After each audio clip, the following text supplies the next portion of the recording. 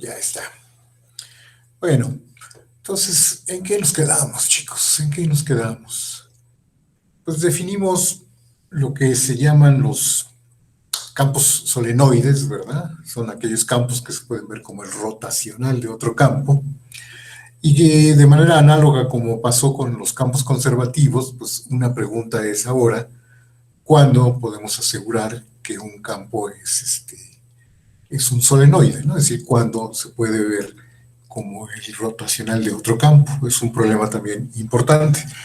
Entonces, y bueno, para eso empezamos introduciendo un concepto que se llama el concepto de la divergencia, ¿no? La divergencia de un campo, que es como una forma de medir la, el flujo puntual, ¿no? El flujo puntual de un campo, que produce un campo en un punto, ¿no? Es también una especie de derivada, es un concepto límite, ¿verdad?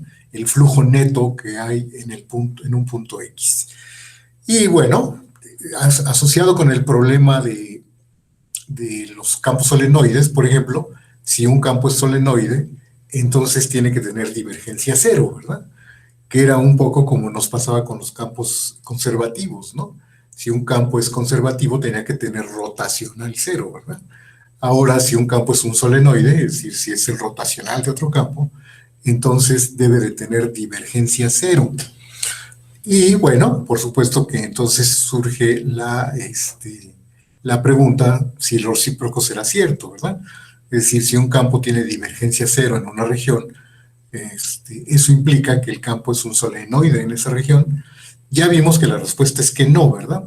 La respuesta es que no. Vimos un ejemplo, el ejemplo que hemos venido manejando en R3, ¿verdad? Entonces, este ejemplo lo voy a escribir, ¿verdad? Lo voy a escribir el campo, que es f de x y z igual a x entre x cuadrada más y cuadrada más z cuadrada a la 3 medios, ¿no? Y y dividido por lo mismo y z dividido por lo mismo, ¿verdad? Este campo, que por cierto está definido para todo R3 menos el origen, ¿no? Está definido en esta región. Esta es la región. Pues ya antes habíamos visto que la integral de este campo, la integral de superficie de este campo sobre cualquier esfera de radio R con centro en el origen, ¿verdad? Era su integral, era más menos 4pi, ¿verdad? Dependiendo del vector normal. Era distinta de cero, ¿verdad? Eso es lo importante. Y también, ya no hicimos las cuentas, pero espero que las hayan hecho, también es fácil ver que la divergencia de este campo es igual a cero para todo x en u, ¿verdad? Se puede probar que tiene divergencia cero. Entonces, con estos elementos ya tenemos el contraejemplo de que el recíproco no es cierto, ¿verdad? A pesar de que la divergencia es cero, este campo no es un solenoide, ¿verdad? Porque su integral sobre superficies cerradas no es cero. Y eso es algo que también habíamos observado, ¿no? Que la integral del rotacional de cualquier campo, ¿verdad? Sobre una superficie cerrada, como una esfera, por ejemplo, tiene que ser siempre igual a cero, ¿verdad? ¿De acuerdo? Entonces, como esta no daba cero, entonces, digamos, esto se puede ver como el rotacional de cualquier campo G, entonces F no puede ser igual al rotacional de un campo G, ¿verdad? Entonces, bueno, vamos a buscar cuáles son las condiciones. Como en el caso de los campos conservativos, parece ser que el problema no es un problema del campo, ¿verdad? Este campo, pues ya es todo lo que le podemos pedir, ¿no? Sino que tiene que ver con la región. Y bueno, creo que ya ayer empezamos un poco la discusión de qué propiedad debería tener la región U y qué propiedad no tiene esta región U, ¿verdad? Ya empezaron algunos a notar que, por ejemplo, las esferitas o las superficies cerradas, no todas las superficies cerradas contenidas en esta región se pueden contraer a un punto, ¿verdad? Como pensábamos con las curvas cerradas. Ahora son las superficies cerradas como las esferas, ¿verdad? No se pueden contraer a un punto en esta región, ¿de acuerdo? Entonces, eh, vamos a, vamos a ver un teorema muy importante, ¿verdad?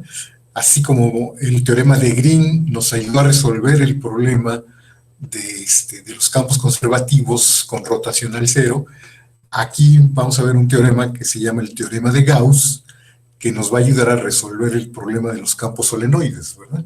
Entonces, pero bueno, antes, ya que habíamos definido la divergencia, hay que pues, decir algunas propiedades de la divergencia, ¿verdad?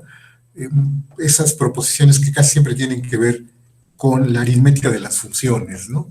Entonces voy a mencionarlo porque no lo mencioné ayer, una vez que habíamos definido la divergencia. Hay que mencionar pues, las propiedades elementales, ¿no? Entonces vamos a tomar F y G, un par de campos definidos de R. Fíjense que, a ver, de hecho, la definición que dimos ayer de la divergencia, solo la dimos en R3, ¿verdad? Entonces,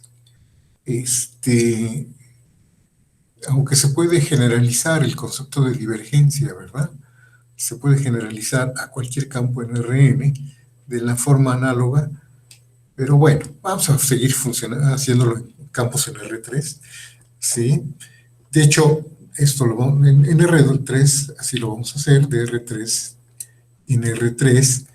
En la proposición en el libro lo hice con R2 y con R3, ¿verdad? Por eso puse Rn, con n igual a 2 o n igual a 3, porque ya habíamos definido la divergencia para campos de R2 en R2, y estas propiedades también se valen, ¿verdad?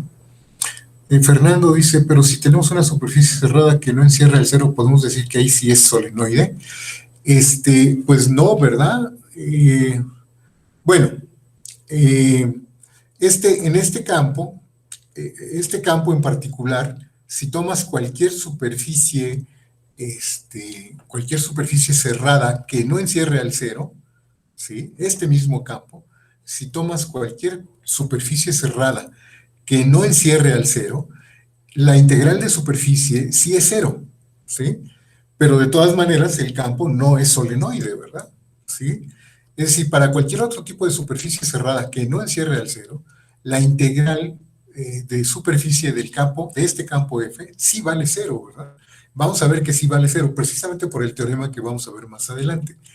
Pero, de todas maneras, este campo no sigue siendo solenoide.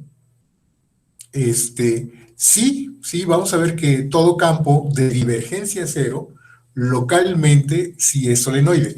Porque recuerda que siempre que uno diga que un campo es solenoide, así como pasaba con los campos conservativos, hay que decir en dónde, ¿verdad, Fernando? Sí, o sea, no se es solenoide en abstracto. Se tiene que ser solenoide en alguna región, ¿verdad? Siempre que digamos que un campo es solenoide, pues tenemos que decir que en dónde lo es, ¿no? En qué región, ¿sí? Y por supuesto que este campo, sí hay regiones, este mismo campo, sí hay regiones en las cuales sí es un campo solenoide. Lo que estamos diciendo es que en general no es solenoide en esta región, ¿verdad? Porque en esta región podemos, encontrar superficies cerradas para las cuales la integral del campo no es cero, ¿verdad? En particular esferas, ¿no? Pero este mismo campo, por supuesto que hay regiones en las que sí es solenoide, ¿verdad? Eso es algo que vamos a ver más adelante y que es una consecuencia del teorema de Gauss. ¿De acuerdo? Entonces, sí, es igual que los campos conservativos, ¿verdad? El mismo campo puede ser conservativo en una región, pero puede no ser conservativo en otra región, ¿verdad? Entonces, siempre que digan si es solenoide o no es solenoide, hay que decir en dónde, ¿verdad? En qué región estamos tomando, porque el mismo campo en algunas sí lo es y en otras no lo es, ¿verdad? En particular, los campos de divergencia cero, por ahí es un problema que ustedes van a probar, todo campo de divergencia cero, localmente siempre es un solenoide. Como pasaba con los campos de rotacional cero, ¿verdad? Todo campo de rotacional cero, localmente, es conservativo, ¿verdad? Es decir, hay una vecindad del punto en donde el campo es conservativo, ¿no? ¿De acuerdo? ¿Sí está bien? Entonces, es importante decir en dónde, ¿verdad? Y bueno, entonces tenemos esta propiedad, ¿sí? Y bueno, vamos a decir tales que estos campos van a ser tales que esta afirmación también vale para R2 o para R3, de R2 en R2 o de R3 en R3, ¿verdad? ¿Sí? Y tales que su divergencia, la divergencia de F y la divergencia de G existen, ¿sí? Para toda X en U, ¿de acuerdo? Entonces, lo que vamos a probar es que, uno, si yo tomo un par de escalares, alfa, beta, escalares, ¿sí? Entonces, y me fijo en el campo alfa por F más beta por G, que es una nueva forma de construir otro campo, bueno, pues la divergencia de este campo, pues es claro, ¿verdad? Y es muy sencillo de probar que esto es alfa por la divergencia de F, ¿verdad? Más beta por la divergencia de G, ¿verdad?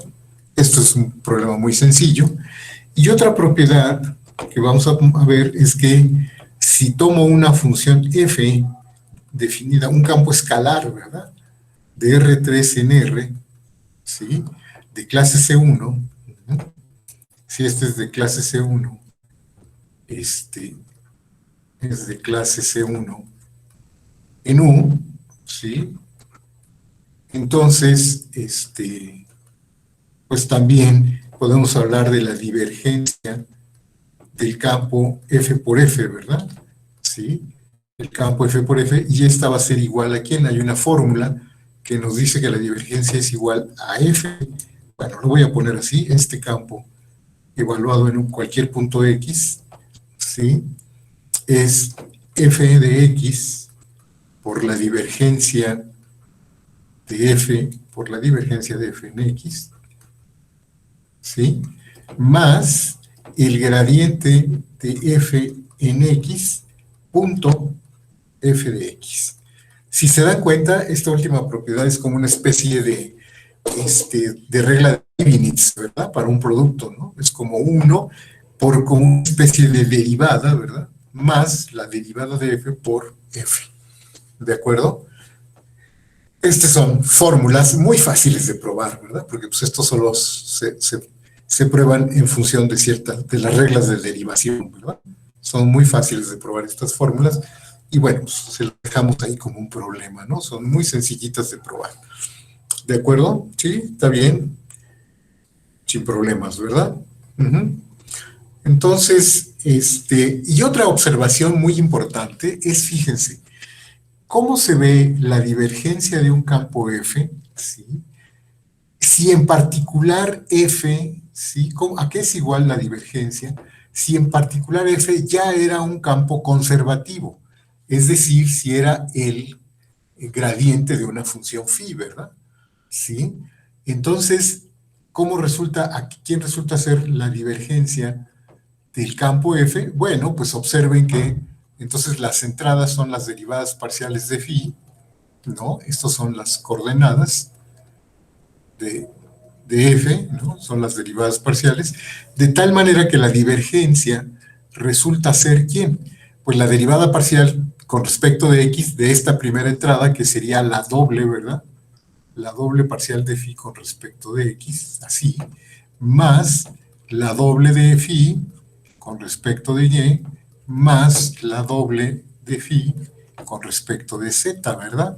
Sí, esta expresión, esta es la forma que toma la divergencia de un campo que ya es gradiente, ¿verdad? ¿De acuerdo? Bueno, a esto se le suele también llamar el laplaciano, y se le denota así, el laplaciano de la función phi, ¿verdad? Sí, a esto se le conoce como el laplaciano, así se le llama, el laplaciano de phi, ¿de acuerdo?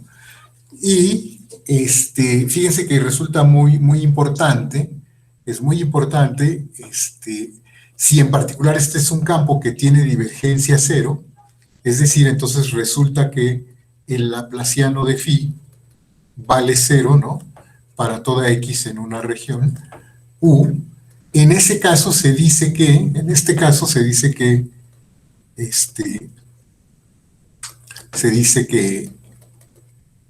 phi es una función armónica, así se le llama, es una función armónica en U, ¿verdad? Así se le llama.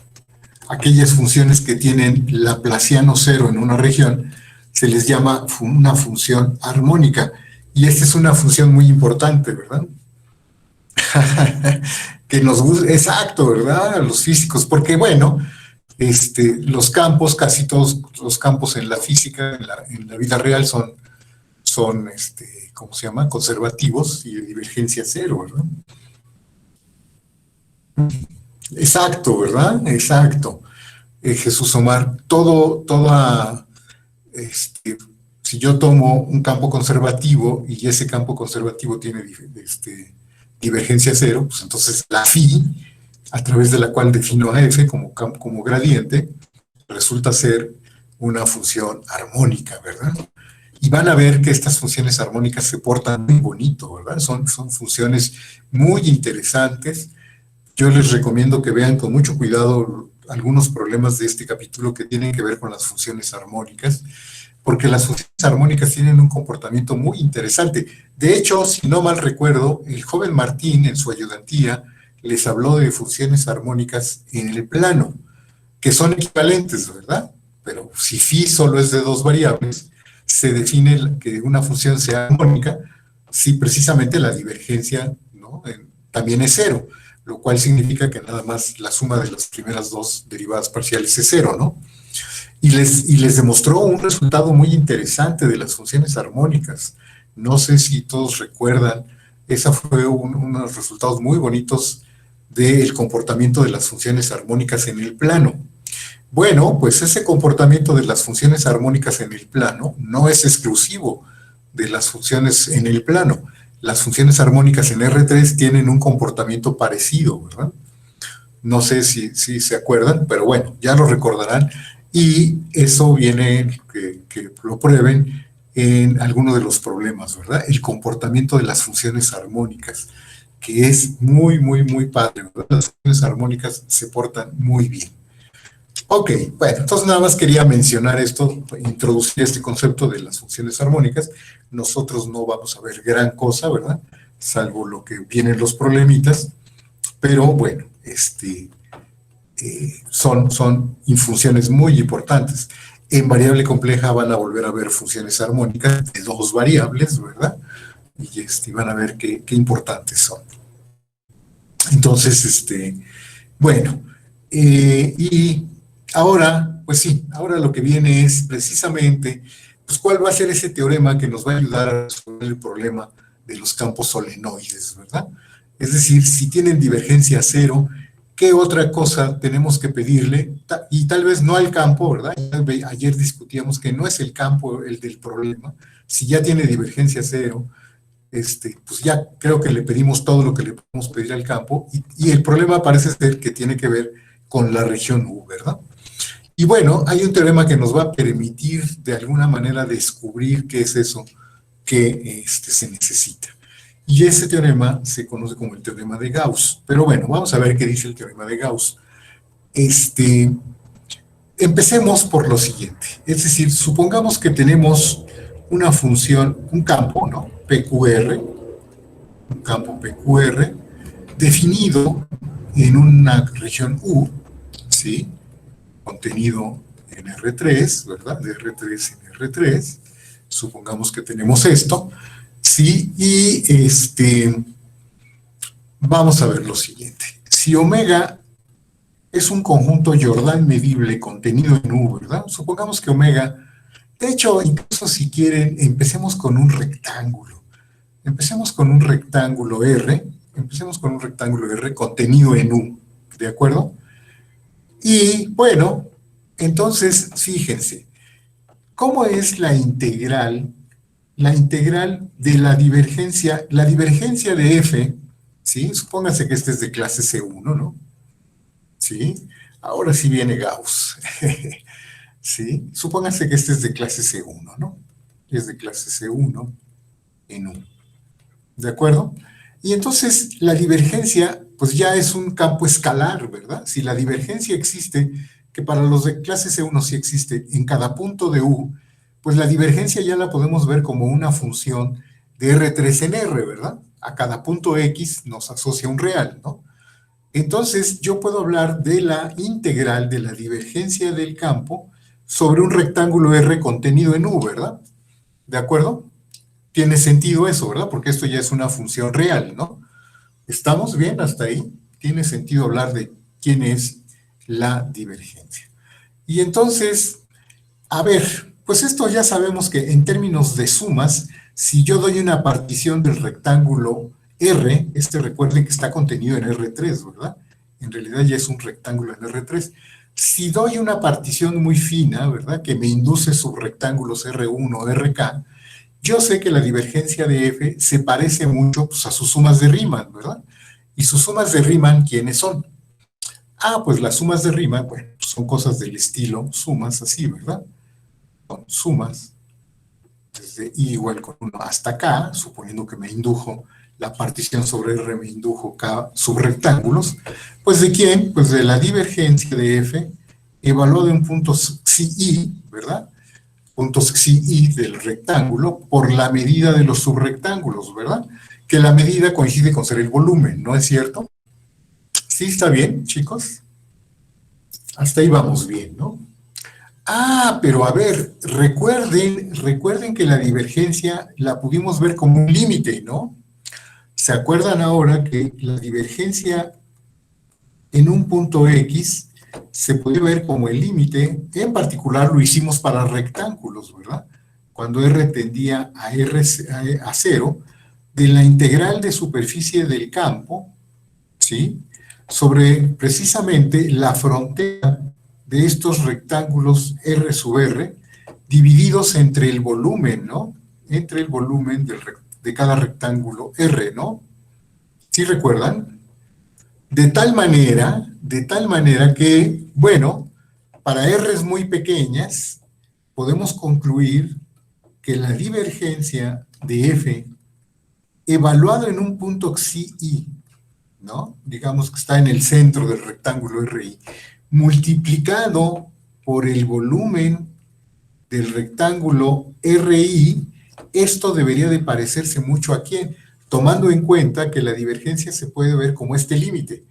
Entonces este producto debería de parecerse mucho a quién, chicos. Este producto debería de parecerse a quién. Digo, dado que la divergencia se parece mucho al cociente, ¿no? Si multiplico por el volumen de RI, pues sí, ¿verdad? Es igual, esto debería de parecerse mucho a la integral sobre la frontera del subrectángulo RI del campo F, ¿no? ¿De acuerdo?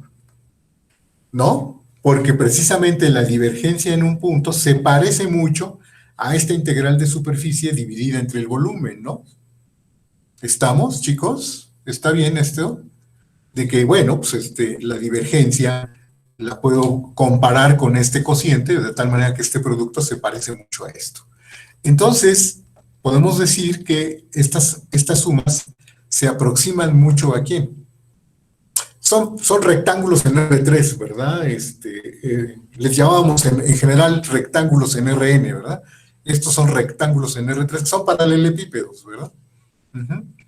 Y bueno, entonces me daría la suma, ¿sí? Desde I igual con 1 hasta acá, de integrales de superficie, ¿sí? Sobre la frontera de los rectángulos RI, que por cierto, esta integral, ¿no? Las parametrizaciones que tomamos de cada rectángulo, de estos rectángulos, eran parametrizaciones que me inducían vectores normales que apuntaban ¿hacia dónde? ¿Hacia dónde apuntaban los vectores normales que debería de inducir esta partición? Hacia afuera, ¿verdad? Hacia afuera de cada rectángulo RI, ¿verdad? ¿De acuerdo? Entonces, fíjense, nosotros tenemos la siguiente situación. Tenemos la suma de estas integrales, ¿no? Tenemos la suma de estas integrales. Y entonces, miren, les voy a poner la figurita para que quede claro y no me cueste tanto trabajo, vamos a ver, esta figurita, que seguramente pues algunos ya la vieron en el libro, ¿verdad? A ver, híjole, déjenme ver porque no, yo la quería hacer más grande, pero bueno, no sé si ahí se ve bien la figurita, porque la quería agrandar, pero le piqué donde no era. Entonces, sobre cada rectángulo RI, esta integral de superficie tomo vectores normales que apuntan hacia afuera del rectángulo RI, ¿verdad? Bueno, si yo tomo un RI y un RJ que son contiguos, ¿verdad? ¿Sí? Que están pegados uno al otro, entonces la suma de sus dos integrales correspondientes, ¿qué pasa? Como que se cancela la integral sobre la cara común, ¿verdad? Porque estoy integrando sobre la misma cara, pero en una dirección, tomando un vector normal que apunta en una dirección, y luego tomando la misma cara, pero integrando con un vector normal que apunta en la dirección contraria. Entonces, esas integrales de superficie sobre esas caras se cancelan, ¿verdad, chico? Y entonces, por ejemplo, la suma de la integral sobre el RI más la integral sobre el RJ, pues queda la integral sobre este paralelepípedo más general, ¿verdad? ¿Sí? De esta forma, ¿no es cierto? Sí, sí está claro. Ya nada más queda la integral de superficie sobre este. ¿Estamos? ¿Sí, chicos? ¿Están de acuerdo con eso?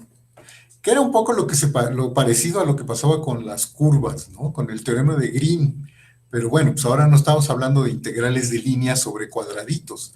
Ahora estamos hablando de integral de superficies sobre estos subrectángulos, ¿verdad? ¿Sí? ¿Está bien, chicos?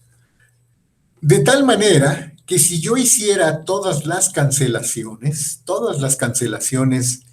que se corresponden aquí, si yo hago todas las posibles cancelaciones, ¿qué me va a quedar? Esto me va a quedar la suma, ¿sí? Esta suma me va a quedar que es igual a ¿quién? Me va a quedar que es igual como a la integral, ¿sí? A la integral del campo F sobre una cierta superficie, le voy a llamar una cierta superficie S tilde, ¿no? ¿De acuerdo? Una cierta superficie S tilde, en donde S tilde en realidad es el borde, ¿sí? De la unión de todos los rectángulos RIs, ¿verdad? Que induje con la partición, ¿sí o no? ¿De acuerdo? Son todos estos, es el borde de esto, esa es la superficie S tilde, ¿no es cierto? ¿Sí está bien, chicos? Que geométricamente se ve más o menos de esta forma, ¿no? Bueno, aquí no lo hice con un rectángulo, pero de hecho esta debería de ser como el borde del rectángulo R, ¿no? En el caso particular del rectángulo R, ¿sí o no? Si esta unión de estos rectángulos, pues me daría todo un rectángulo, si es que estoy tomando un rectángulo R, ¿no? Si en general no hubiera empezado con R, sino con una región omega en general, ¿verdad? Un conjunto Jordan medible contenido en U, ¿sí? Tal que ¿qué? Tal que la frontera de omega se queda contenida en U también, ¿verdad? Pues hubiera, en lugar de hacer la integral sobre R, pues hubiera hecho la integral sobre la frontera de omega, ¿no? Y hubiera podido hacer cosas parecidas, ¿no?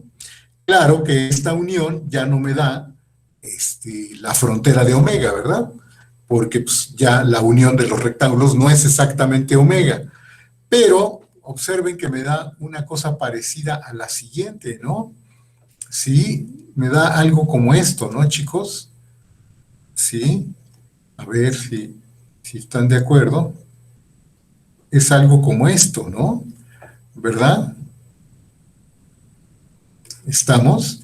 ¿Sí? Si teníamos la región omega, ¿no? Que es esto que está aquí, la frontera de omega era la superficie S, los subrectángulos, ¿verdad? La unión de los subrectángulos es esto, y entonces la frontera, ¿sí? La frontera, la superficie S tilde, cada vez como que se parece más a la frontera de omega, ¿verdad? Es decir, la frontera de los subrectángulos se parece más. Si yo hiciera más finas la subdivisión, en subrectángulos cada vez más pequeñitos, pues entonces esta unión se parece cada vez más a omega y las fronteras se parecen más entre sí. ¿No es cierto? Que es un poco como lo que pasaba con el teorema de Green. ¿Están de acuerdo, chicos? De tal manera que esta integral, ¿verdad? Sí, a ver, ¿qué pasa con dos rectángulos? Recuerda que la integral de superficie de los rectángulos, integro, ¿no? Integro sobre esta superficie que tiene 6 caras, ¿verdad? Y debo de integrar tomando ¿qué vector normal? Como lo hicimos ayer, ¿no? Tomando vectores normales que apunten hacia afuera de cada cara, ¿no, Fernando? Entonces, suponte que RI y RJ son dos rectángulos contiguos, ¿verdad? Son dos tan pegaditos como estos, ¿no?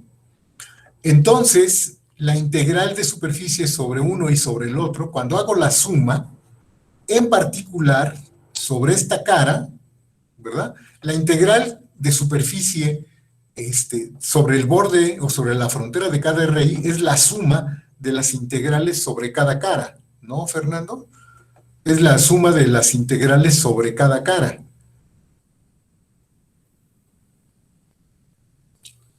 Dices, ¿por qué la superficie no contendría esas paredes? Bueno, si tú pegas las dos rectángulos, esto que está aquí, esta parte, ya no forma parte del borde de la unión de los dos rectángulos, ¿no, Fernando? Eso ya no forma parte de la unión, ¿no es cierto? ¿Verdad? Ya eso ya no es parte de la frontera, ¿verdad? Estos puntos dejan de ser frontera de la unión, ¿no? Ujú. ¿De acuerdo? Sí, está claro. Y la suma de esas dos integrales, no, a ver, eso es en el caso general, Fabricio. Si en lugar de tomar un rectángulo R, porque si tomo un rectángulo R, la unión de los rectángulos RI sí es en la frontera y sería toda la superficie S, ¿no? ¿Verdad? Pero si yo no empecé con un rectángulo, si en lugar de un rectángulo tomé una región omega arbitraria, ¿verdad? Una región que es Jordan medible y que su frontera es una superficie S. En el caso general, ¿verdad? Sí, en el caso general, ¿verdad, Fabricio? Si tomo un rectángulo, pues entonces S tilde coincide con ser S, ¿verdad? Porque la unión de estos rectángulos coincide con ser el rectángulo R original. Pero si todo lo empiezo no con un rectángulo, sino con una región Jordan medible arbitraria, pues ya no lo tengo igual, ¿verdad? Sí, está bien. Pero de todas maneras, ¿verdad? Si la partición, aquí que estaría tomando, estaría tomando la partición de un rectángulo que contiene a omega, ¿no? Tendría que hablar de un rectángulo que contiene a omega, tomar una partición del rectángulo R que contiene omega y tomarme los subrectángulos, no todos los subrectángulos sobre R, sino los subrectángulos que se quedan dentro de omega, por ejemplo, ¿verdad? Y si me fijo en todos los subrectángulos que quedan dentro de omega, pues entonces me formo una región como esta, ¿no? ¿De acuerdo? Y entonces ya estas superficies no son iguales, pero no son iguales, ¿verdad? Es decir, esto ya no es omega, pero esta superficie cada vez se le parece más a la frontera de S, ¿verdad? A la frontera de omega, en la medida de que esta unión se parece mucho a omega, entonces sus fronteras se parecen mucho, ¿verdad? Ya no serían iguales, pero se parecen mucho, sobre todo si los rectángulos RI son muy pequeñitos, ¿verdad? Y entonces, pues pareciera, ¿sí? Esto que está aquí, esta suma, sí es igual a la suma, a la integral de f punto de gamma tilde sobre la superficie S tilde, ¿verdad? Donde S tilde es la unión de todos los rectángulos, ¿no? Me fijo en la unión de todos los rectángulos. Entonces, esta suma, ¿sí? Esta suma de integrales de superficie sobre la frontera de cada uno de los subrectángulos RI, haciendo las cancelaciones correspondientes, me queda la integral de superficie sobre la frontera de la unión de todos los subrectángulos, ¿verdad? Y como S tilde y la frontera de omega, que le llamamos S, son muy parecidas, ¿verdad? Son muy parecidas. Es de esperarse que esta integral, la integral sobre S tilde, sería muy parecida a la integral sobre S, ¿verdad? De la S, donde S es la frontera de omega. Como que esto es en el caso general, ¿verdad? Entonces, bueno, esto es nada más para tratar de deducir qué es lo que dice el teorema de Gauss, perdón. ¿Qué diría el teorema de Gauss? Estas aproximaciones son mejores, todas estas aproximaciones son mejores en la medida de que los rectángulos RI sean muy pequeños, ¿verdad? Si son muy pequeños, incluso esto también se parece mucho. Y entonces, ¿cómo qué es lo que diría el teorema de Gauss? ¿O qué es lo que sugieren estas aproximaciones? ¿Qué es lo que sugiere? Que en general, la integral de la divergencia de un campo F sobre una región omega, cuya frontera es una superficie S, como que lo que sugiere es que la integral, esta integral, ¿verdad? Que es una integral triple, debería de ser igual ¿a quién? ¿A quién debería de ser igual esta integral, chicos? Pues, ¿a dónde llegamos según estas aproximaciones? Según todas estas aproximaciones, ¿a dónde llegamos? Ah, pues llegamos a que debería de parecerse ¿a quién? Pues debería de parecerse a la integral, ¿verdad? De F, del campo F, sobre la frontera de la región omega, ¿verdad? No sé si ven que esto es una cosa muy análoga a lo que decía el teorema de Green, ¿no? ¿Qué decía el teorema de Green, chicos? El teorema de Green no decía algo muy parecido, pero no con integrales de superficie, sino con integrales de línea, ¿no? El teorema de Green decía que la integral sobre una región omega, ¿verdad? En R2, del rotacional de un campo, ¿verdad? Era lo mismo que la integral de línea, ¿verdad? Sobre la frontera de omega, ¿verdad? Claro que aquí lo que estamos hablando es de una integral de línea, ¿no es cierto? ¿Sí está claro si lo hacemos en R2? ¿Sí está bien, chicos? Hasta ahí está más o menos todo claro, más o menos. Eso diría el teorema de Green, ¿verdad? O eso es lo que se intuye que debería de pasar, ¿no es cierto? Entonces, bueno, pues, pues sí, efectivamente, eso es lo que dice el teorema de Gauss, ¿verdad? El teorema de Gauss asegura que efectivamente esto que tenemos aquí es cierto, ¿de acuerdo? Eso es lo que dice el teorema de Gauss, ¿de acuerdo? Y bueno, pues entonces vamos a formular el teorema de Gauss, vamos a formular el teorema de Gauss y vamos a probarlo. Entonces, ¿qué dice el teorema de Gauss, chicos? ¿Qué dice el teorema de Gauss? Entonces, este es otro de los teoremas importantes, ¿verdad? Y esto es lo que dice el teorema de Gauss. Entonces, vamos a decir, sean F, un campo de coordenadas PQR, ¿de acuerdo? PQR definido en una región de R3 en R3, ¿verdad? De clase C1, de clase C1 en U, ¿de acuerdo? Y omega, una región en U, ¿sí? Un conjunto Jordan medible, porque vamos a hablar de su integral, ¿verdad? Un conjunto Jordan medible, tal que S, que va a ser su frontera, ¿no? Que aquí es su frontera topológica, ¿verdad? Aquí sí estamos hablando de su frontera topológica, ¿sí? Es una superficie, su frontera es una superficie por pedazos, ¿verdad? Es decir, que puede ser la unión de superficies, ¿no? ¿Sí? Es una superficie por pedazos que también se queda contenida en U, ¿sí? Que también se queda contenida en U.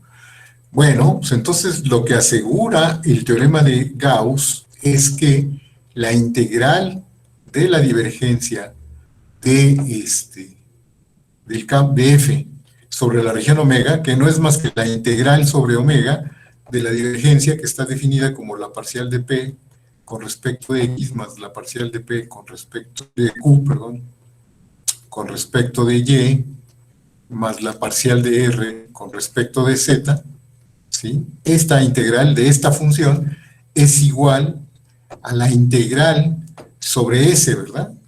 Que reiteramos que es el borde de omega del campo F de sigma, ¿verdad? Donde sigma, en donde sigma es una parametrización simple, es una parametrización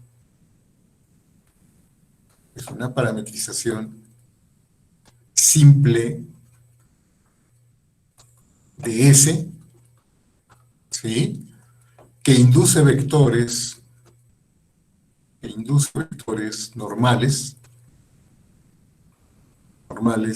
que apuntan hacia afuera. Normales que apuntan hacia afuera, ¿sí?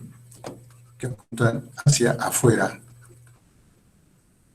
de omega. ¿Estamos, chicos?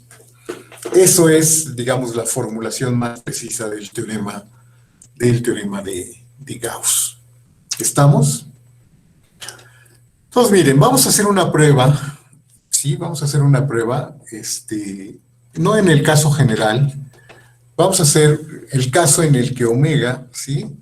Vamos a suponer que no es una suposición tan terrible, que omega es una región tipo 1, tipo 2, es decir, simultáneamente, y tipo 3. ¿Se acuerdan, no? Que eran las regiones tipo 1, tipo 2 y tipo 3, ¿no? Todo el mundo se acuerda a qué llamábamos las regiones tipo 1, tipo 2 y tipo 3, ¿no? Está claro, ¿verdad? Ok, entonces, vamos a ver. Entonces, miren, ¿qué es lo que hay que probar? Bueno, lo que hay que probar, hay que demostrar, ¿no? Por demostrar qué cosa, que la integral sobre omega de la divergencia, que la voy a poner así, ¿verdad? Que es la parcial de P con respecto de X, más la parcial de Q con respecto de Y, más la parcial de R con respecto de Z, ¿verdad? Es igual a la integral de superficie, ¿sí? Es igual a la integral de superficie de, de F de sigma sobre S, que es la frontera de omega. ¿De acuerdo? Que por cierto, esta se puede dividir en tres partes, ¿no?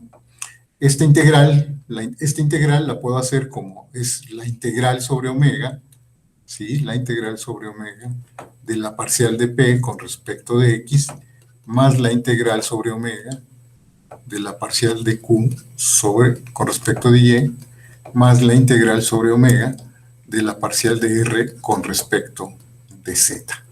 Entonces, vamos a hacer un cálculo explícito, ¿sí? Vamos a calcular quién es esta. Vamos a calcular por separado estas integrales y vamos a ver que cuando haga la suma se corresponde con esta integral, ¿de acuerdo?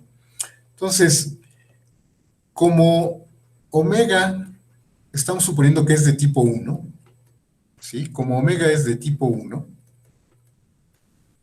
se tiene que ¿qué? Es decir, se tiene que, omega, ¿cómo lo puedo escribir? ¿Cómo eran las...? No, aquí la voy a poner más bien como es de tipo 3, fíjense. Casualmente, para ver esta integral voy a usar que es de tipo 3. Se tiene que, omega se puede ver como ¿quién, chicos? ¿Cómo eran las regiones tipo 3? Eran las regiones del estilo de unas X, Y, Z en R3, tales que ¿qué? Tales que ¿qué? ¿Cuándo era que decíamos que era de tipo 3? Si la primera coordenada X estaba acotada entre dos funciones de Y y Z. No sé si se acuerdan. Es decir, si las variables Y y Z estaban en un conjunto A, ¿sí? Y la variable X y X estaba entre una función alfa de YZ y una función beta. Bueno, no sé si les llamé alfa y beta, pero sí les voy a llamar alfa y beta, ¿verdad? De Y y Z. ¿Sí se acuerdan, chicos? ¿De acuerdo? Los podemos ver así, ¿verdad? Una región tipo 3, sí, este es X, ¿verdad? Se parece a alfa, pero era una X. ¿Está bien? ¿Sí está claro? ¿De acuerdo? Entonces, fíjense, geométricamente, ¿sí? Voy a poner otra figurita para que se vea geométricamente cómo se ve la, este, la región omega, cómo la estoy viendo, ¿verdad? ¿Cómo la estoy viendo? La estoy viendo más o menos así, ¿verdad? Ah, otra vez, déjenme ponerla déjenme quitar esta, déjenme quitar y ponerla bien porque no lo puse en el lugar adecuado.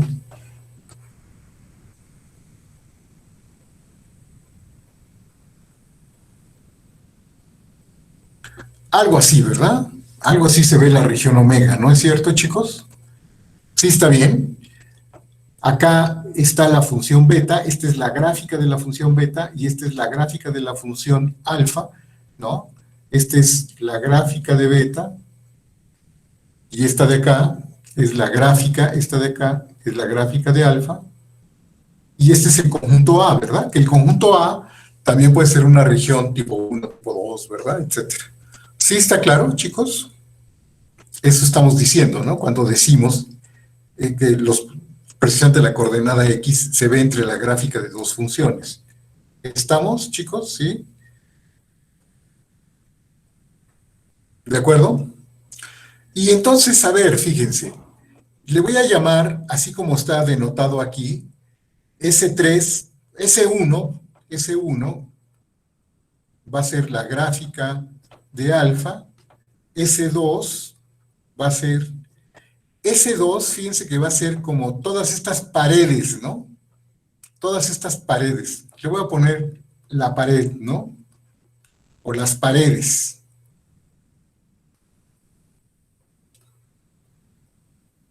Y S3 le voy a llamar la gráfica de beta.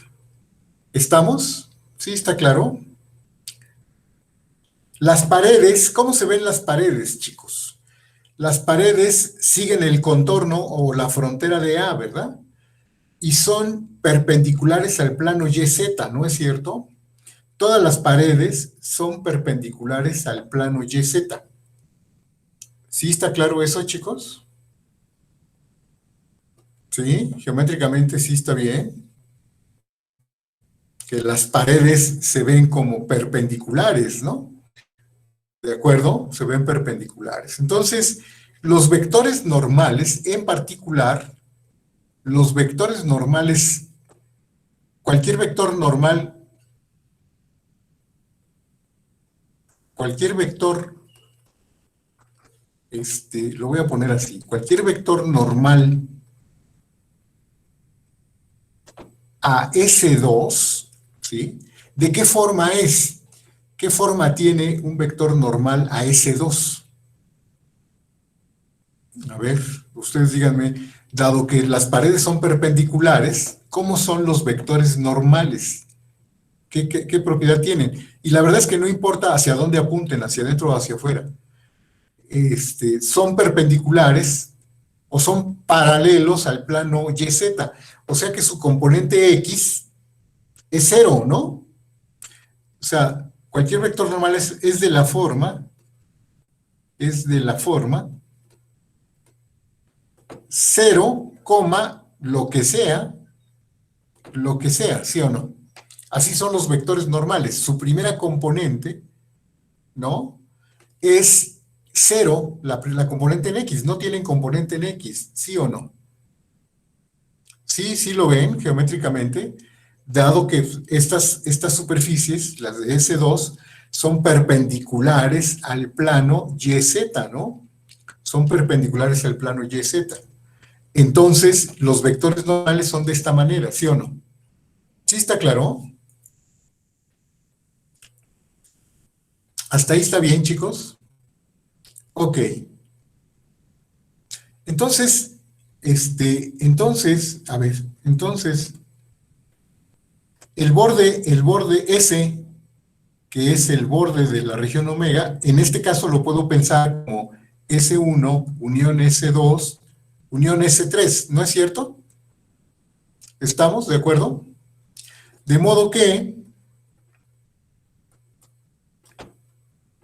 en particular, puedo concluir que la integral sobre S, que no es más que la frontera de omega, del campo P, 0, 0, ¿sí? Punto de sigma, una parametrización de la frontera. ¿Cómo se vería, chicos? ¿Cómo se vería? De hecho, fíjense, esto es la integral del campo P, 0, 0 sobre S1, digamos, de sigma 1, más la integral sobre S2 del campo P, 0, 0 de sigma 2, más la integral sobre S3 del campo P, 0, 0 punto de sigma 3. ¿Estamos? Pero yo digo que esta integral ya se puede decir cuánto vale. La integral sobre S2. ¿Cuánto vale la integral sobre S2? Vale 0, ¿verdad? Porque los vectores normales son de esta forma.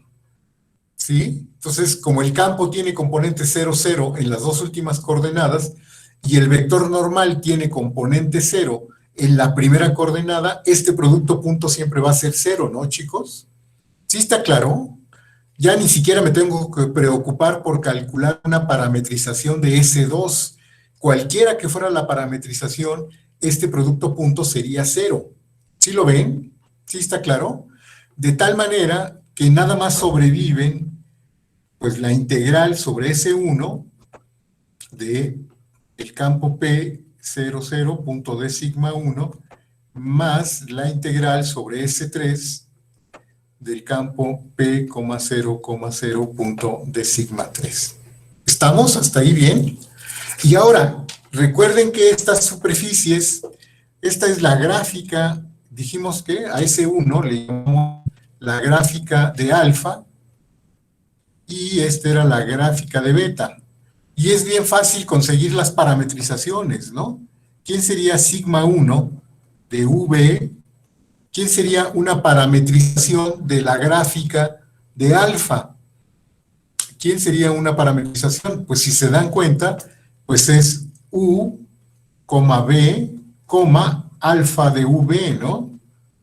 ¿Sí? Donde V va a estar, pues, en el dominio A, ¿verdad? ¿Sí está claro, chicos? Esa sería esta parametrización. ¿De acuerdo? ¿Sí está bien? Y bueno, para terminar con esta parametrización, ¿cómo son los vectores normales?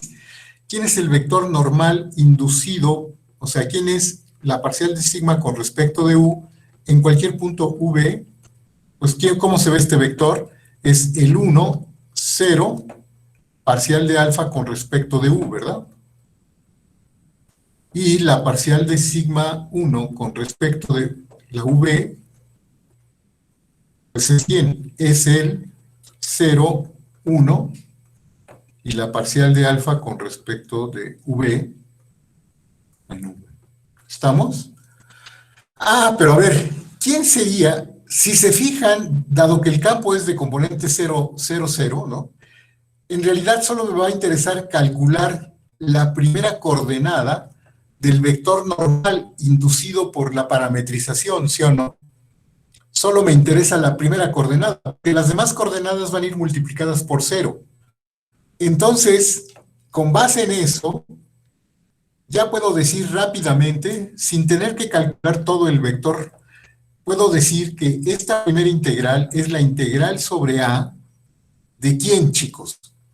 Pues sería P en sigma 1 de V, ¿verdad?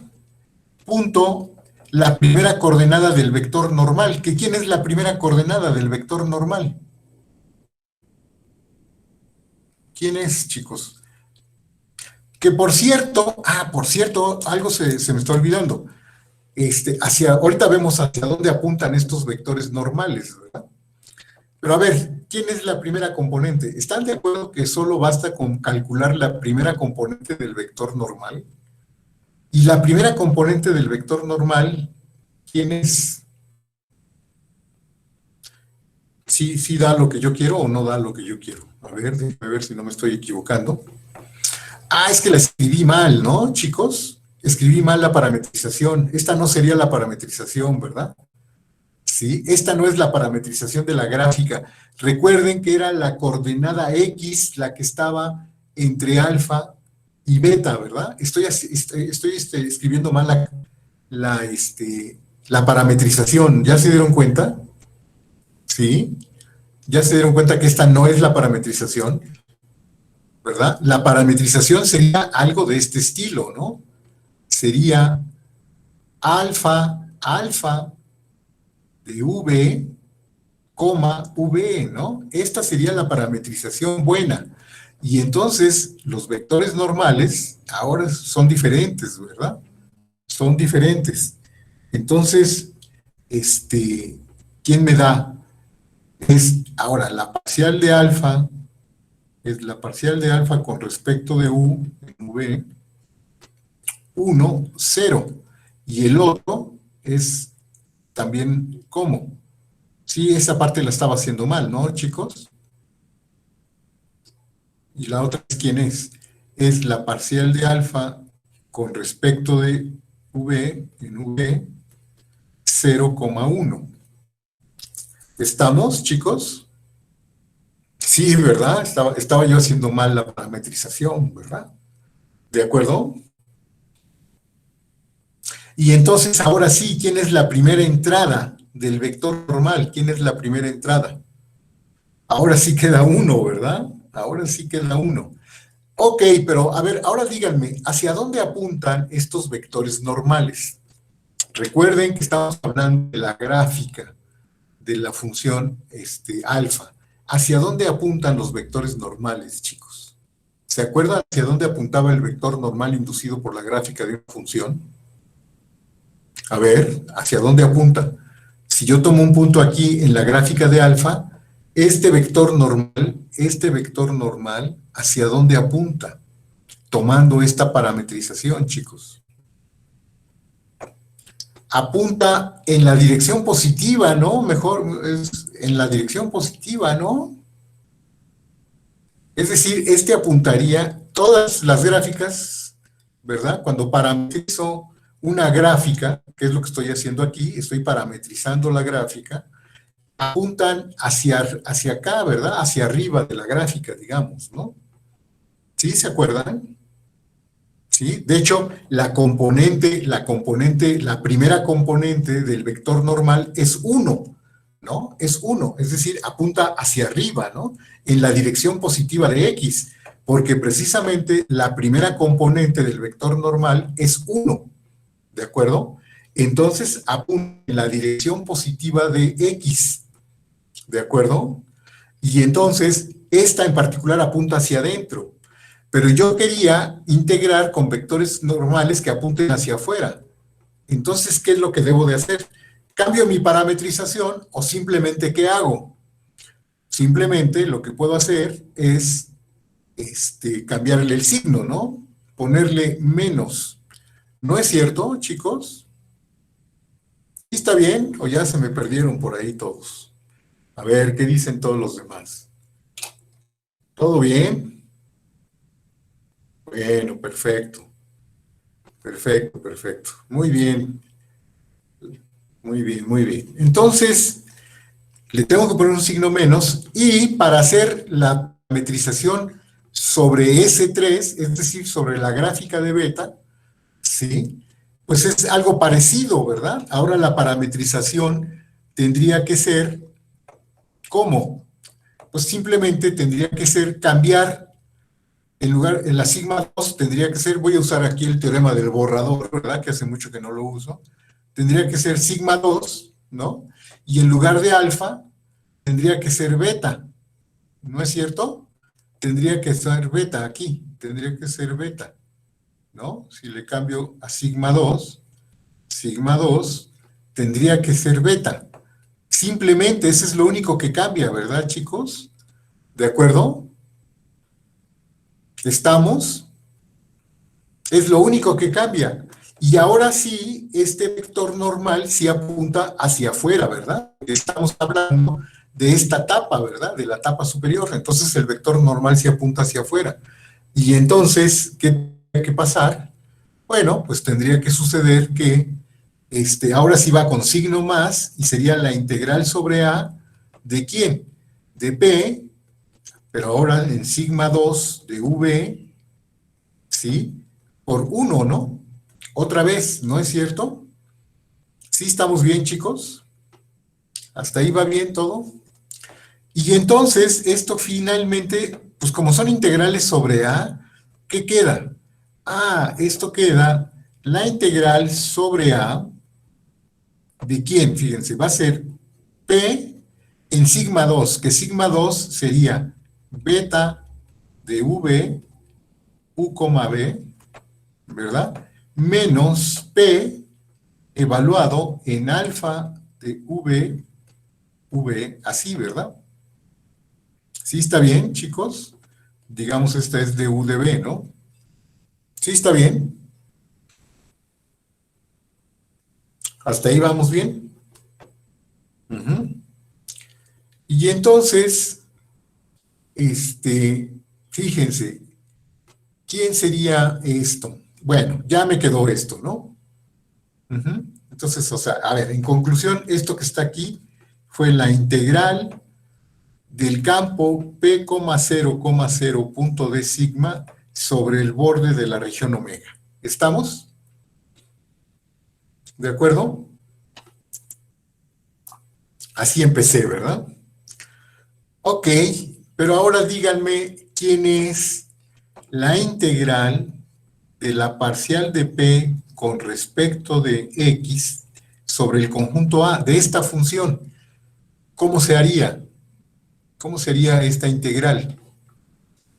Pues por el Fubini, ¿verdad? Por Fubini, ¿no?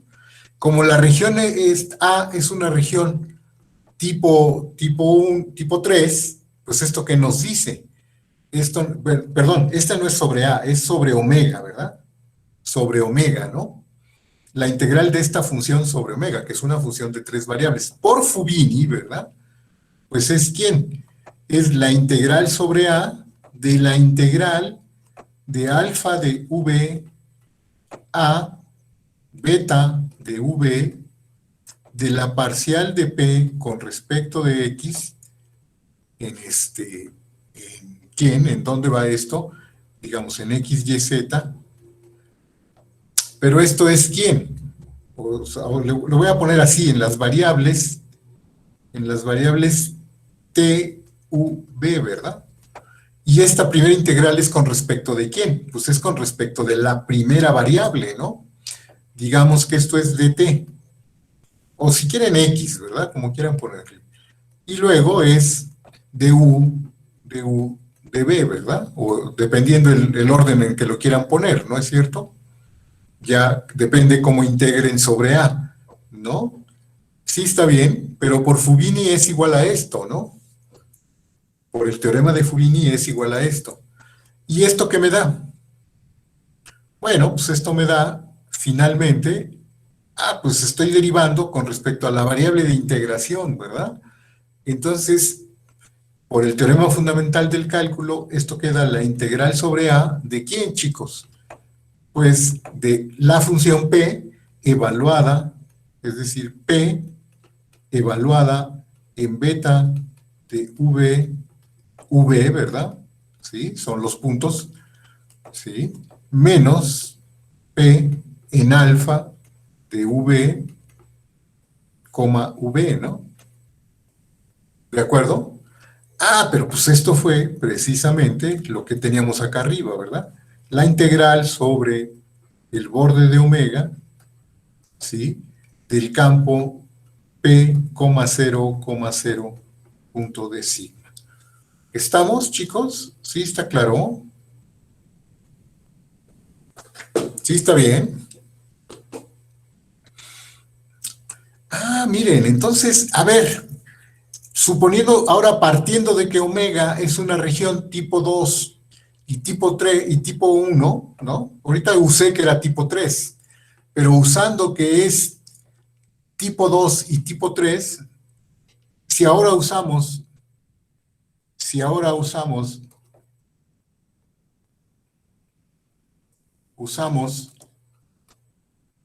que omega es tipo 2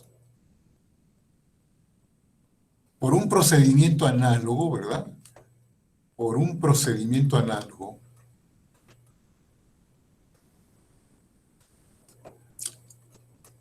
¿qué probaríamos? ¿Qué probaríamos por un procedimiento análogo? No probaríamos precisamente que la integral sobre la región omega de la parcial de Q con respecto de Y se podría ver como ¿quién, chicos? Por un procedimiento completamente análogo. No se podría ver como la integral sobre la superficie S, ¿verdad? Es decir, sobre la frontera de omega, ¿de quién? Del campo 0, Q, 0 punto de sigma, ¿no es cierto? Por un procedimiento completamente análogo, ¿no? Pero ahora usando que omega es de tipo 2, ¿sí? Y usando que es de tipo 3, y usando que es de tipo 1, perdón, que es de tipo 1, ¿sí? Probaremos que, o se prueba que, ¿qué cosa? Se prueba, ¿qué probarían? Se prueba que, ¿qué? Pues se probaría que la integral sobre omega de la parcial de R con respecto de Z, la integral de esta función sería igual a la integral sobre el borde de omega, ¿verdad? Sobre la frontera de omega del campo 0, 0, R, a la integral de superficie, ¿verdad? ¿Sí está claro, chicos? Podríamos probar eso, ¿no? De tal manera, pues que entonces recuerden que la integral sobre omega de la divergencia de f, ¿sí? Era igual a la suma, ¿no? Era la suma de la integral sobre omega de la parcial de p con respecto de x, más la integral sobre omega de la parcial de q con respecto de y, más la integral sobre omega de la parcial de r con respecto de z, ¿no? Pero cada una de estas es la integral sobre s, sobre el borde, ¿no? Sobre el borde de omega, ¿de quién? Del campo P00, punto, digamos, de sigma 1, más la integral sobre el mismo borde del campo 0Q0, punto de sigma 2, más, pues, la integral sobre la frontera, ¿sí? Sobre la frontera del campo 00R, ¿verdad? Punto, digamos, de sigma 3, y esto sería igual a ¿quién? Bueno, pues estas integrales, ¿verdad? La suma de estas integrales, pues no es más que la integral sobre la frontera de la suma de los campos, ¿verdad? Pero la suma de estos campos me da el PQR, pues que es el campo F, ¿de acuerdo? Que era lo que queríamos probar, ¿no? ¿Está bien, chicos? Sí, está bien. Les digo, bueno, pues la prueba es suponiendo que la región omega es los de regiones tipo 1, tipo 2 y tipo 3. Pero bueno, pues con eso tenemos una prueba en ese caso, ¿verdad? Sí, está bien, chicos. Hasta ahí vamos bien. Ese es el teorema de Gauss, ¿verdad? En física le dicen diferente. Hay algo a lo que le llaman el teorema de Gauss, ¿no? Los físicos, ¿a qué le llaman el teorema de Gauss? ¿A esto mismo? Sí, teorema de Gauss o teorema de la divergencia. También le llaman así, a esto mismo, ¿verdad? El mismo resultado. Ley de Gauss. Ley de Gauss. Que realmente lo que creo que luego algunos le llaman la ley de Gauss es que la integral sobre una superficie arbitraria es constante o alguna cosa así, ¿verdad? Para cierto tipo de campos, ¿no? ¿No es eso lo que le llaman la ley de Gauss? Sí, ¿verdad? Según recuerdo que algunos me han platicado, que eso le llaman la ley de Gauss. En electro, ¿no? Así le llaman la ley de Gauss. Exacto, para el flujo de campo eléctrico, ¿no? Exacto. Es como un caso particular, ¿verdad? Sí. Uh-huh. Bueno, chicos. Pues bueno, entonces, vamos pues ya con esto, exacto, ¿verdad? Y no importa quién sea la superficie cerrada, ¿verdad? Que rodee la carga, ¿no? ¿Verdad? No, no importa cuál sea la superficie cerrada que rodee la carga, ¿no? En realidad, ese resultado, fíjese que ese resultado es un resultado de una versión más general del teorema de Gauss, de este teorema de Gauss, ¿verdad? Que la integral de superficie es igual a la carga contenida en ella, ¿verdad? Que es una constante, que no depende de la superficie, ¿verdad? Eso les dicen en electro, que en realidad es una consecuencia de una versión un poquito más general del teorema de Gauss. Pero bueno, no sé si vemos esa versión general o podríamos, bueno, creo que podemos ya pasar. Hay un ejemplito, ¿verdad? Este teorema se puede ver en R4. ¿Cómo sería? Jesús Omar, no entiendo. En R4, pues, ¿de cómo hablaríamos en R4? ¿Cómo lo podemos plantear en R4? No está difícil definir la divergencia en R4, ¿verdad? De un campo en R4. Pero, pues no sé si podemos hablar de la integral de superficie. ¿Cómo definiríamos la integral de superficie en R4, no?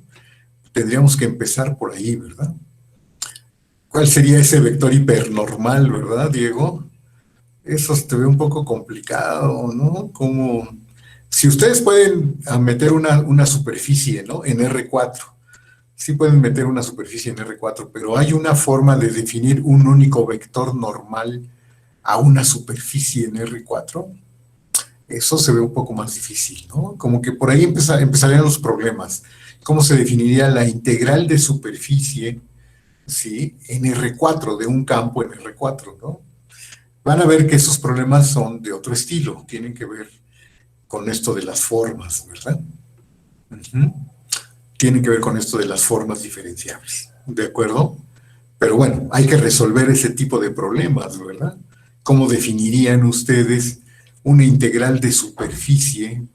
Definir una superficie en R4 no se ve tan difícil, porque es lo mismo, ¿verdad? Cualquier cosa que sea la imagen de un subconjunto de R2, de una función de R2 en R4, se puede definir como una superficie en R4. Pero el problema está en eso de definir qué es un vector normal a la superficie, ¿verdad? ¿Existe tal cosa como un vector normal o solo un vector normal? Como que ahí hay un problemita, ¿verdad? Que hay que resolver y que se resuelve. No, se pueden hablar de superficies en R4. Eso sí no tiene problema, ¿verdad? Diego, sí podemos hablar de superficies en R4 y que sería exactamente lo mismo, ¿no? Cualquier cosa, de hecho la definición que dimos de superficie, creo, la hicimos en cualquier RN. Cualquier imagen de una función de un subconjunto de R2 en R4 sería una superficie en R4. Eso no tiene ningún problema, ¿verdad? Pero el problema es después definir el concepto de integral de un campo definido en R4 sobre una superficie en R4, ¿verdad? Ese como que sería el problema a resolver, ¿de acuerdo? Sí, está bien. ¿Cómo se resuelve? Esta definición de integral de superficie en R3 la pudimos hacer gracias al concepto de producto cruz, ¿verdad?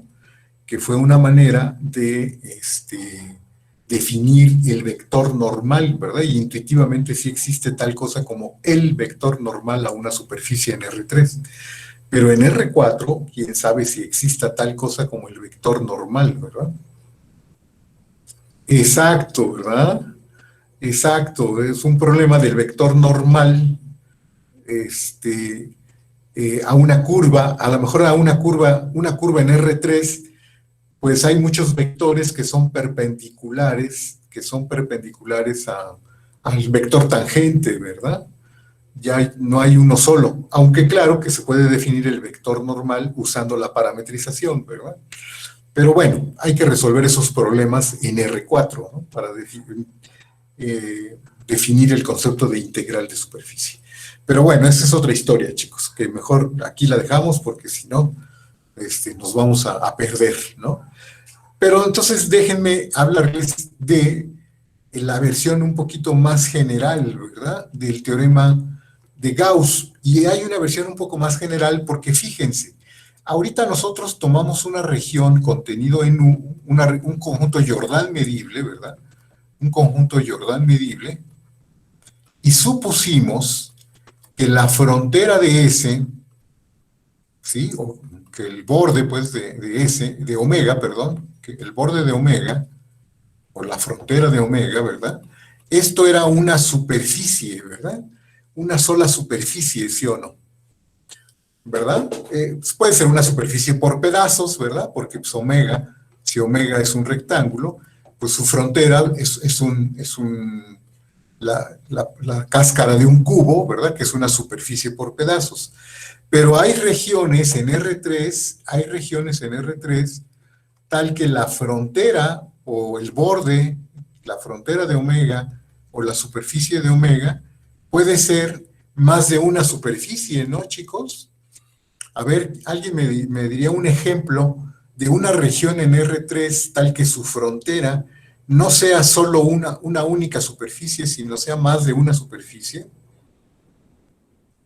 Sí, se podrían encontrar una bola hueca, ¿verdad? Una esfera hueca, ¿verdad? Una tierra hueca, como dice Diego, ¿no? Si a una esfera le quito una parte, una esfera más pequeña en el centro, se la quito, ¿verdad? Si este es omega, entonces la frontera de omega,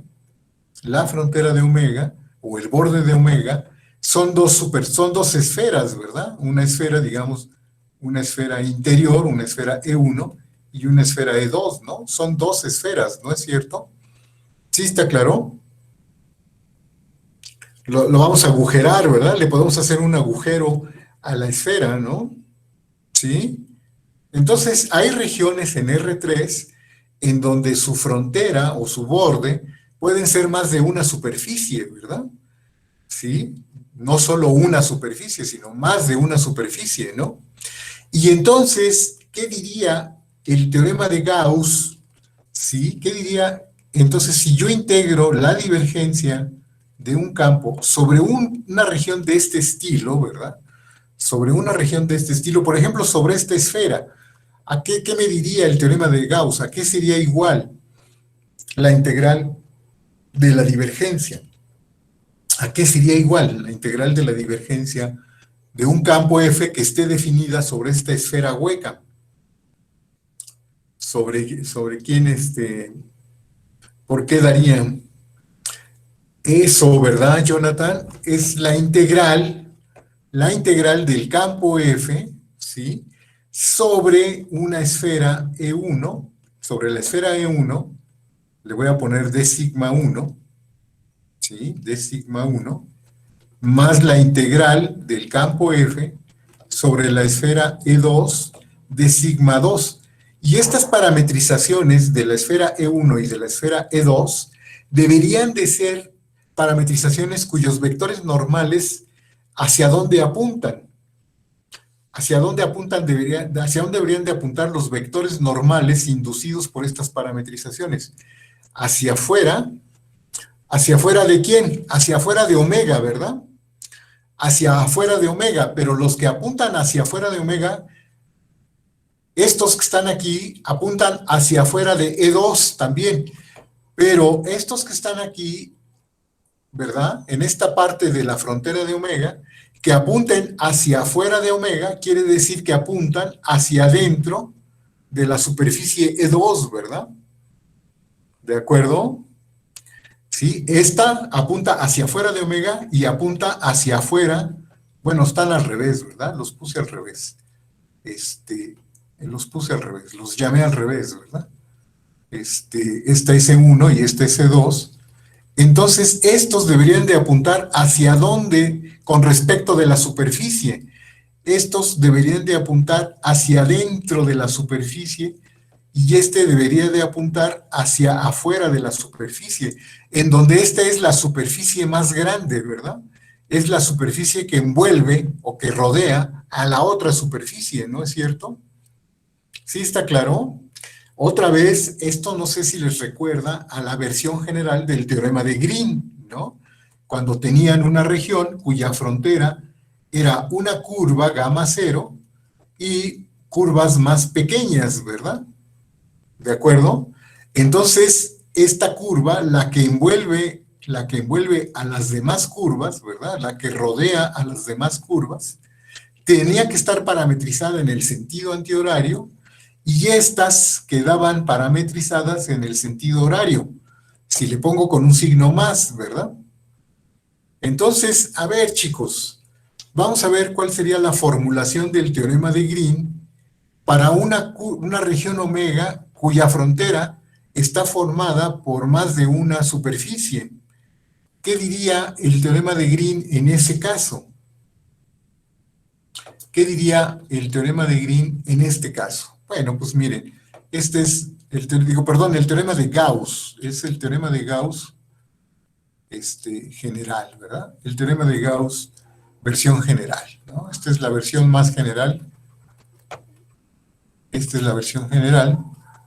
¿Y qué diría? Bueno, pues otra vez, ¿no?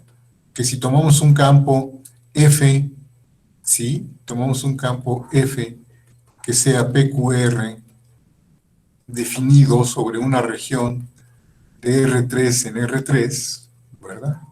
De R3 en R3 de clase C1, como siempre, ¿verdad? De clase C1. Sí, ¿verdad? También podemos hablar de la divergencia en R2 y que es, pero es un solo teorema, ¿verdad? El teorema se puede hacer de forma equivalente en términos de divergencia, como se los dejé de problema, ¿verdad, Alan? Sí, aunque basta con haber hecho la prueba del teorema de Green, ¿verdad? De alguna manera, el teorema de Green, escrito en términos de divergencia y vectores ortogonales, ese teorema de Green escrito de esa forma es como la versión del teorema de Gauss para R2, ¿verdad? Es como el teorema de Gauss en R2, ¿de acuerdo? Efectivamente, ¿verdad, Alan? Sí. Bueno, entonces, ¿qué es lo que dice esto? Lo que dice es que de clase C1 y omega, una región contenida en U, el dominio del campo, ¿verdad? Jordan medible, tal que ¿qué?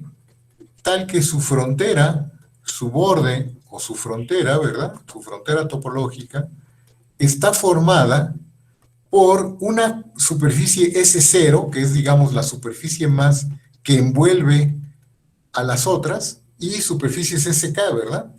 ¿Sí? En donde las superficies S0, S1, SK son superficies, pueden ser superficies por pedazos, ¿verdad? Superficies por pedazos. Superficies por pedazos. Y S0, ¿sí? Y S0 es la más exterior, ¿verdad? Le puse la más exterior, ¿no? La más exterior, o que rodea al resto, ¿verdad? O que rodea, ¿sí? Al resto, ¿no? Al resto de las superficies. ¿De acuerdo? Entonces, ¿qué es lo que asegura esta versión del teorema de Gauss? Lo que asegura es que la integral ¿verdad? La integral sobre omega de la divergencia del campo F es igual a ¿quién, chicos?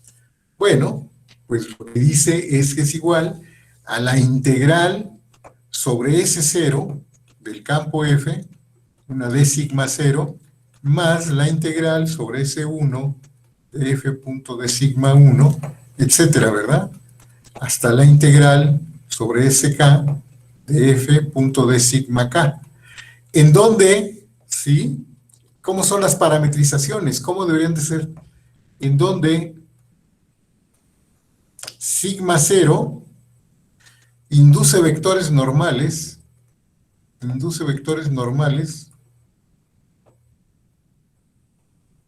¿sí? Que apuntan hacia afuera, ¿verdad? Hacia afuera. Y sigma 1 hasta sigma K, ¿sí? Inducen vectores normales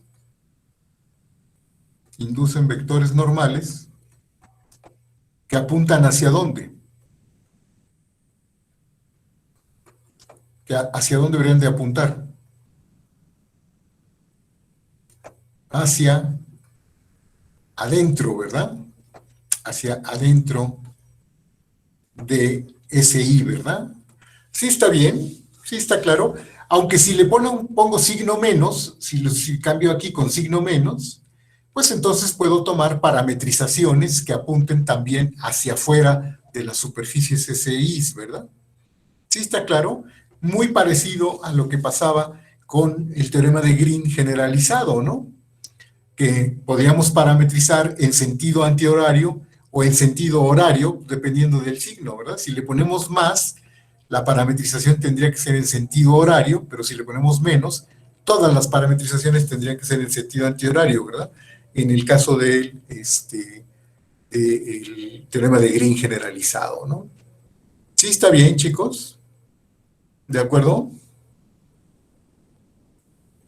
¿Estamos de acuerdo?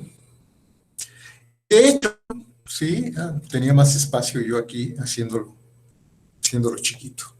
De hecho, ustedes se acuerdan, ¿no? Ustedes se acuerdan que ya calculamos, que cuando tomábamos el campo f de x, y, z, este campo, ¿verdad? Que es x entre x cuadrada más y cuadrada más z cuadrada a la 3 medios, y entre lo mismo, z entre lo mismo, que por cierto, esto se parece como al campo eléctrico, ¿verdad?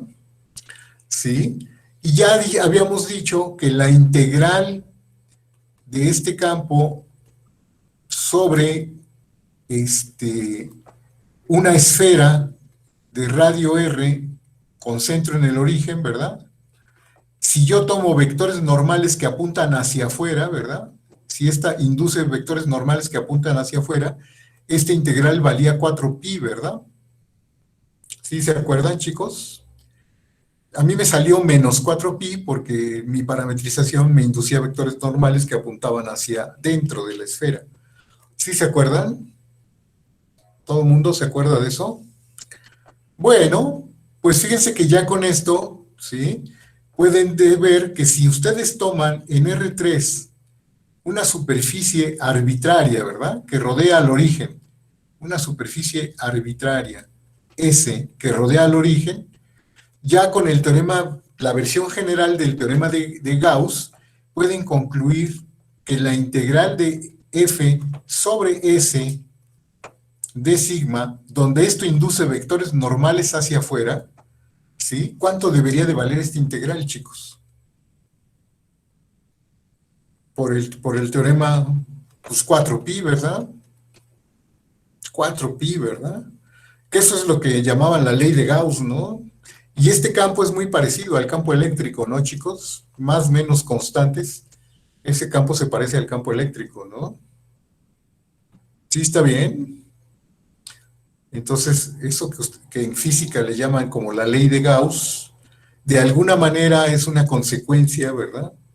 Sí, de la versión general del teorema de Gauss, ¿verdad? ¿Sí estamos, chicos? Sí, ¿verdad? Está padre, ¿no? Sí.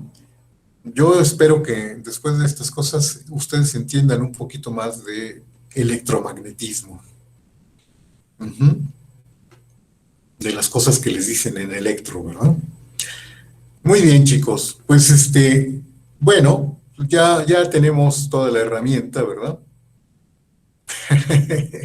Lo más entendible era la decta de Dirac, imagínense.